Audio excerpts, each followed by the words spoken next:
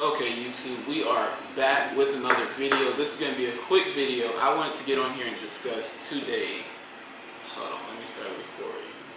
And we are also back on the podcast today. This is the, I don't even know which episode. Quick episode though. Let's discuss why Buy Black. What is the Buy Black campaign? What is the point of it? First and foremost, buying black puts more money in the pockets and the businesses of your people. So the black business owners all around you, they definitely need your support because who else will support them? And we're going to talk about 3 different entities that I believe, well, it's not even I believe, it's fact, that have survived year after year after year after year, decade after decade, through almost everything black community has experienced. These things have survived, and it's because of the relentless need source, the need in the black community for them. Like, we relentlessly go towards them. So that's first. Second is business investment. Let's talk about that. The more money you put in the pockets of these black owners, now they have more capital available to, for one, improve products and make sure their accounting is straight. And these are things that Better Black Business Bureau will also do. That's an NBN product. But more capital means more business investments. To grow an economy in the United States, Investopedia.com says you need to stimulate consumer spending and improve business investment. Businesses do not invest, will not invest, for one, if consumers are not spending, because they're not making money. If you're not getting a high number of cash flow, if you're not making money, profiting consistently, you're not going to make any business investments. Because get this, if you know you have a problem, right, in your business, you know how to fix it. It costs this much. But the problem is preventing you from the amount of capital you need to fix it. You feel me?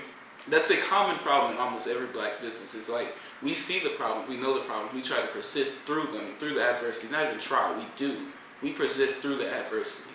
But what happens when the black community gets behind these black businesses and starts forcing money into them relentlessly, intentionally, because the wealth gap was intentionally built. So if we intentionally turn around and push money back into our own communities, that's when the change happens. The businesses I believe have been pivotal for the black community. Let's talk about them. The barbershop, nail salon, hair salon, that building, the church, and your dealer. All 3 of these things you go to on a weekly basis. You need your hair done, men and women. You need some kind of spirituality. Now, my generation, okay, maybe not as much because we don't really go to church. But most of my generation's parents still go to church every single Sunday, over and over and over. And they give $20, $40, $50 per person every single Sunday. Even more than that. I've been to Kojic conferences where each evangelist and the ministers and the elders and everybody is required to give a certain amount of money. That's how we have, I've heard someone say, we have mega churches, but we don't have mega schools.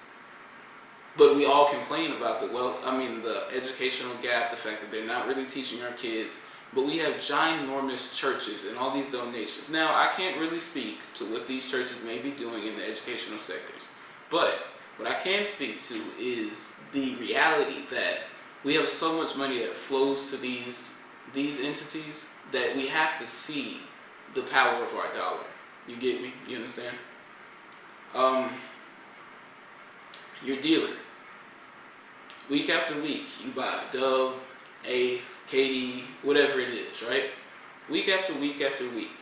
Now, granted, that money flows up the system into whoever in Colombia, South America, that's really profiting. But wealth is, and making money is putting yourself in the flow of money. Because money flows. No matter what, you owe somebody. Like, you either got, no matter what, your money has to go somewhere else. Your money will go somewhere else. There's nobody that has money and it just sits there. It's going to move. Money flows. Wealth is a part of wealth is putting yourself in between those flows of money. So these, Amazon, for example, actually that's a terrible example. Just think about, let's do real estate actually. The people who own real estate properties and the people who buy these real estate properties, they get enough capital from the bank to go and say, I'm going to purchase 100 units here. Or, I mean, you may start with like 50, or you may start with a building that has 8 units. You say, I'm going to get a loan, go purchase these 8 units. So the bank's going to give you some of this fake money to go and purchase these fake units over here. And then now you're providing a service to the people who stay there, right? It is a necessity to need a place to stay. So these people now have to pay you their money because you own the building. Yes, so the money is now flowing through you, but you know what? You got to pay for the plumbers and the lighting and the water and the rentals, and you have to pay property taxes on it. So even that money is flowing back out of your pocket and going other places. But since you put yourself in between that flow of money, you get a little bit of those profits off of it. That's how you make some money. So with our business owners, and we were talking about the dealers, they're putting themselves in the place of the flow of money, because no matter what, you're going to want to buy marijuana. It's legal now. They're not even dealers, they're pharmaceutical salesmen. Okay? Them putting themselves in the flow of money means they can, year after year after year. I mean, how many, we look at their dope boys as like, I mean, they're kind of the rich guys of the community in some communities, right? Because they come through with the Escalades and the rims and the Chryslers with rims and the Chargers, Camaros, all that, right? They're providing something bigger and better for their family because they see that they can put themselves in the flow of money. Yes, there's risk. Of course there's risk. But there's risk with everything out here. There's risk just being a black man in America. And so if you see a business opportunity, yeah. But we were talking about the black people who support them. Black people, the cannabis market is like trillions of dollars. It's supposed to be about 2025.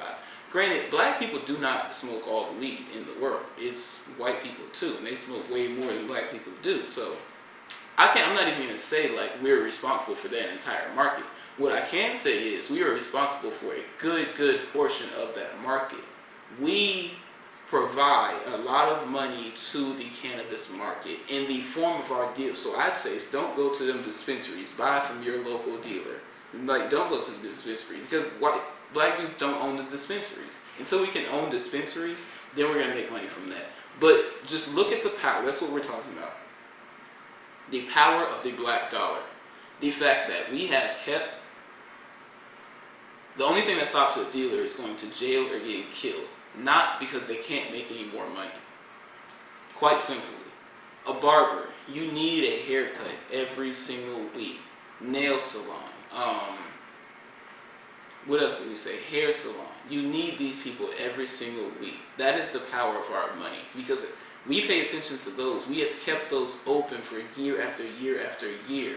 Let's keep some bigger businesses open. Let's put money together. Group economics is going to be the next episode. So we can talk about how we're going to put some money together and make some more money. Because we can build mega churches, and that's really like my thing. We can build these mega churches. We can build anything. So that was just my little spiel on the Buy Black campaign. Why you should buy black. Why you need to buy black.